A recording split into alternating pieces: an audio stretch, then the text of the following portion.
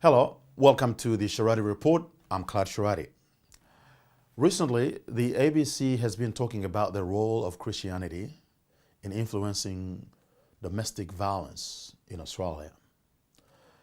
The ABC has published material online, on air, both on the radio and television, suggesting that Christianity is a problem when it comes down to domestic violence issues. Now, when you look at the whole thing, it is clear to me that the ABC has embarked in an anti-Christian campaign, and that's certainly very clear in my view, and I'm going to try and explain why. And ABC is doing so in a very opportunistic manner, publishing this material at the same time as Cardinal Pell, George Pell, is expected to answer questions about historical sex abuse charges.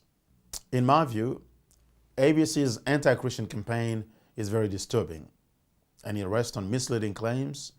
It is also probably motivated by, I suppose, a leftist ideology to combat the influence of religion within the Australian society. And that's religion broadly, but Christianity in particular. I'm going to try to show you why Julia Bird and her court at the ABC are wrong and misleading. And I have to point out that I am not Catholic, even though I mentioned Cardinal George Pell.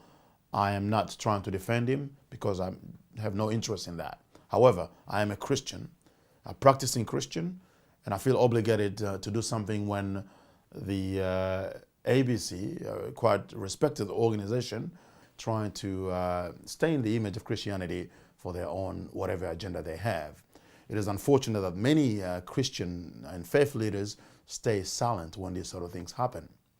So let us analyze what ABC has been saying. On Tuesday, 18th of July, Julia Bird published an article entitled, "Submit to Your Husband, Women Told to Endure Domestic Violence in the Name of God." That was the title of the article. It is obviously quite an interesting title that is loaded because it appears to equate submission to violence in some ways, in my view.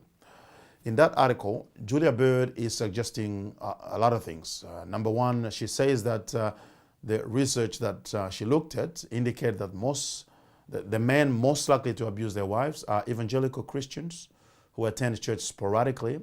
And even though church leaders in Australia say that they reject violence, but there are reasons to think that the church is not just failing to sufficiently address domestic violence, it is both enabling and concealing it. This is Julia Bird talking.